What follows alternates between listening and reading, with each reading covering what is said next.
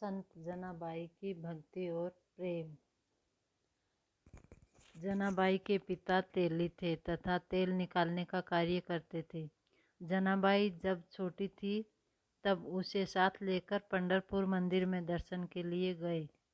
बालिका के मन में ठाकुर जी की मूर्ति के लिए प्रेम पैदा हो गया। मन में भगवान के प्रति भक्ति जागृत हो गई। थोड़े दिन तक जनाबाई रोज ठाकुर जी के दर्शन करने जाती तथा नामदेव जी के भजन सुनती। संत नामदेव विट्ठलनाथ भगवान के सामने जब कीर्तन गाते तो पैरों में घुंघरू बांधकर जब नाचते तो चारों ओर भक्ति रस की सरिता बहने लगती। जनाबाई के पिता ने जब जनाबाई से कहा कि बेटी कल हमें गांव चलना है, तो जनाबाई बोल उठी कि पिताजी अभी तक मेरा मन विट्ठलनाथ के दर्शन से तृप्त नहीं हुआ है, अतः मैं यहीं रहना चाहती हूँ। नामदेव जी के प्रति जनाबाई की अपार श्रद्धा उमड़ पड़ी थी। जब जनाबाई गांव जाने के लिए तैयार नहीं हुई तब उसके पिताजी संत नामदेव के पास पहुँचे और बोले कि आपकी सेवा के लिए मैं जनाबाई को यहीं छोड़ जाता हूँ। यह मंदिर में पूजा अर्चना में आपकी सहायता करेगी तथा मंदिर में सफाई करेगी। इसके मन में विट्ठलनाथ के प्रति भक्ति जागृत हो गई है तथा यह मेरे साथ गांव नहीं जाना चाहती।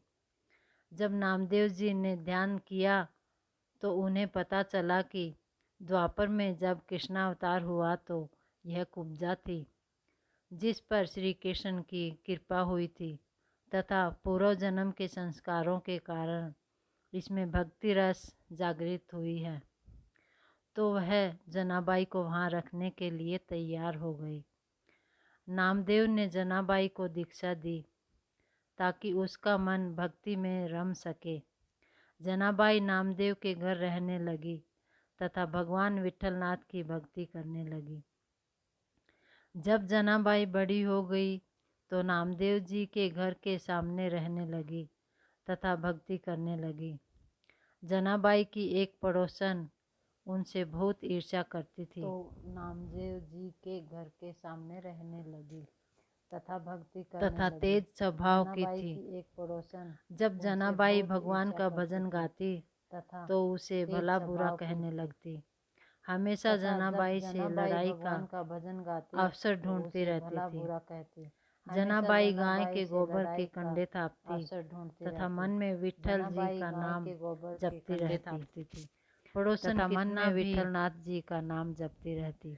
भला बुरा कितना भी बुरा बोलती पर जनाबाई मन में न लेती। एक बार पड़ोसन ने सोचा कि इतनी गालियां देने पर भी यह कुछ नहीं बोलती है, तो उसने जनाबाई को परेशान करने के लिए उसके सारे कंडे चुरा लिए तथा कंडों को अपने घर ले जा रही थी। तो जनाबाई ने उसे पकड़ लिया तथा पूछने लगी, एक बार तो राजा ने कि मेरे कंडे चोरी करके कहाँ ले जा रही हो। तब पड़ोसन उन कंडों को अपना बताने लगी। नोक-झोंक में भीड़ इकट्ठी हो गई। तब सैनिक दोनों को कंडों के साथ पकड़कर राजा के सामने ले गए। राजा के सामने भी पड़ोसन कंडों को अपना बताने लगी तथा जनाबाई को झूठा कहने लगी। एक बार तो राजा ने सोचा कि जनाबाई को उतने ही कंडे दे देते हैं, परंतु यह न्याय नहीं होता तथा कंडों के देखने से तो सभी समान ही लगते हैं, न्याय कैसे करें। जब राजा ने जनाबाई से कहा कि इनमें से तुम्हारे कंडे कौन से हैं तथा पड़ोसन के कंडे कौन से हैं, यह कैसे पता चलेगा। कौन सत्य बोल रहा है तथा कौन असत्य कैसे पता चलेगा। कोई निशानी बताओ ताकि पता लगे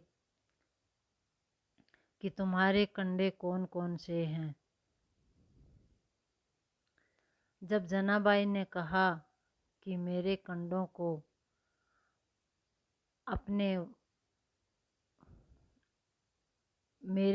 को थापने के वक्त मैं भगवान विट्ठलनाथ का नाम लेती हूँ, अतः मेरे जप के वाइब्रेशन कंडों में होंगे। आप अपने दाहिने कान के पास कंडे को रख के मन शांत करके करेंगे तो आपको विट्ठलनाथ का नाम कंडों में सुनाई देगा। राजा ने जब कंडों को अपने दाहिने कान के पास रखा तो उसे कंडों से विट्ठल विट्ठल का नाम सुनाई पड़ा। जिन कंडों में भगवान का नाम सुनाई पड़ा